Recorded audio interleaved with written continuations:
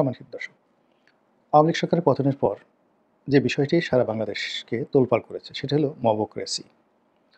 Mob নামক যে শব্দটি, এটি আমরা বই পুস্তকে পড়তাম এবং খুব অল্প সংখ্যক লোক এটি জানতাম। কিন্তু জুলাই আগস্ট বিপ্লবের পরে সারা বাংলাদেশে যে মব সন্ত্রাস শুরু হয়েছে, এটি কোনো অবস্থাতেই থামানো যাচ্ছে না।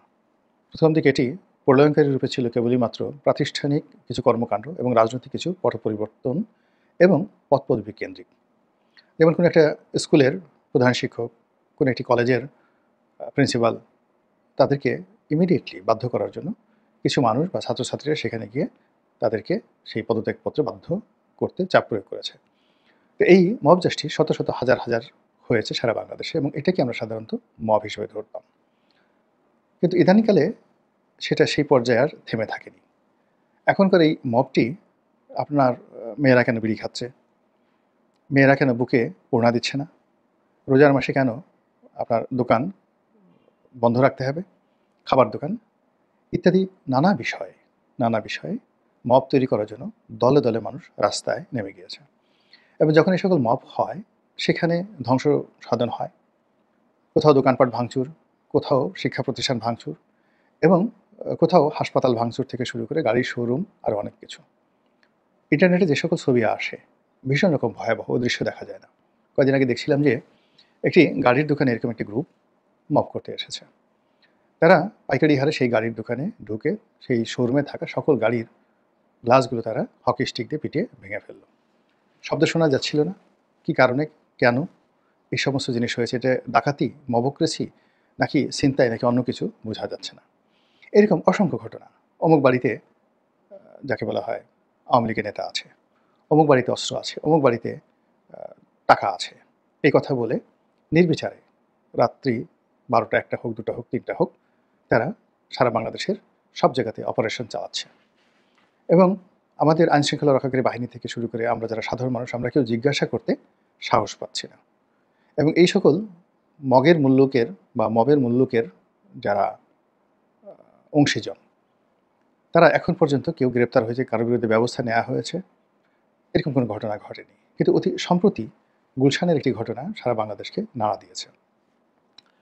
সেই ঘটনাটি হলো সাবেক প্রধানমন্ত্রী শেখ হাসিনার যে রাজনৈতিক উপদেষ্টা ছিলেন ডক্টর এস টি ইমাম, প্রশাসনিক উপদেষ্টা। তো খুবই ক্ষমতা সম্পন্ন লোক ছিলেন। তো ওনার সন্তান তানভীর ইমামের স্ত্রী, সাবেক স্ত্রী, তিনি তালাক দিয়ে দিয়েছেন। সেই স্ত্রী আবার অন্য একজন ভদ্রলোককে বিয়ে করেছেন। তো সেই বাড়িটিকে টার্গেট করে এক শ্রেণীর মানুষ মব তৈরি করলো এবং সেই বাড়ি ভাঙচুর করলো, সেই বাড়ির মধ্যে ঢুকে সব কিছু তছনছ করলো। সেই বাড়িতে কি আছে আর কি নাই, কি নিয়ে গেছে আর কি নেয়নি, এগুলো নিয়ে আলোচনা করার কোনো সুযোগ এই মুহূর্তে নেই। সবচেয়ে সৌভাগ্যের বিষয় হলো যে এই মবের সাথে অংশ যারা গ্রহণ করেছে, এরকম 3 জন লোককে গ্রেপ্তার করেছে।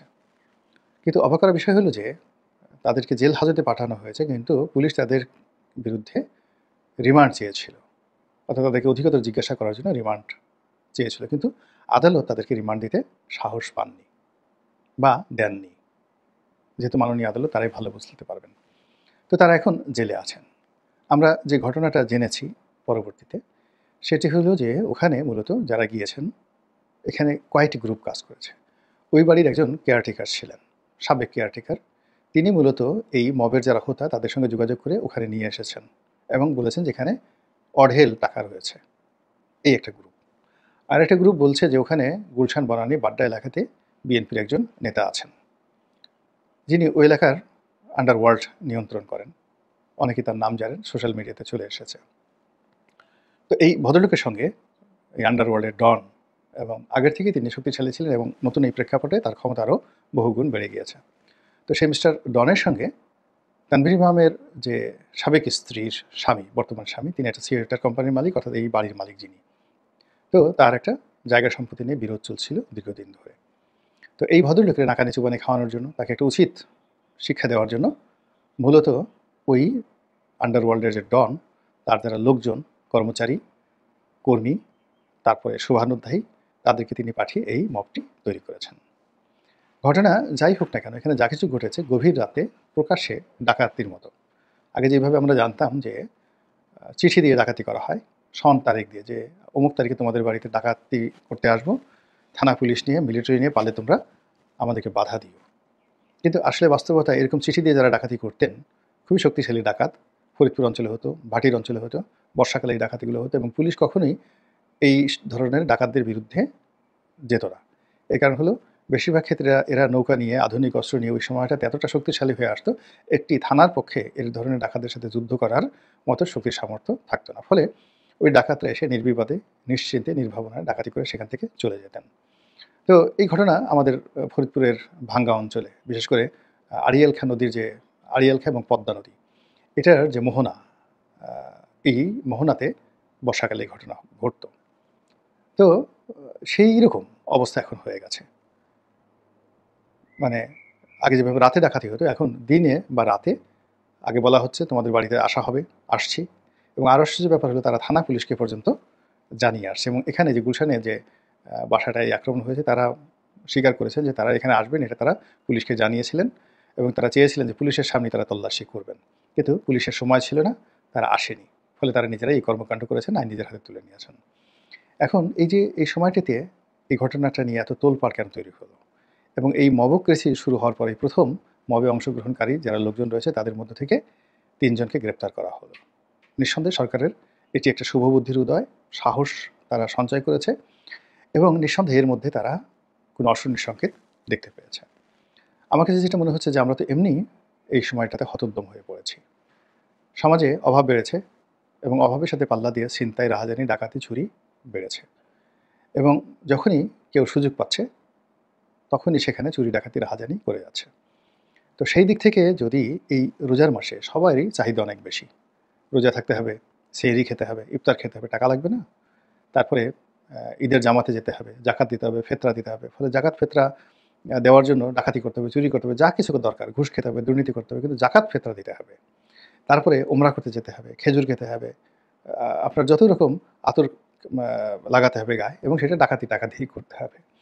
এখন সব বাসায়, গরিব অঞ্চলে, কামরাঙ্গীর চরে, তারপর বাসাবোতে, যেখানে নিম্ন মধ্যবিত্ত বা মধ্যবিত্ত শ্রেণী বসবাস করেন, সেখানে যদি কোনো বাসায় ডাকাতি করেন, মানে এই গ্রুপ বা মব করেন, সেখানে লাভের পরিমাণ খুব অল্প।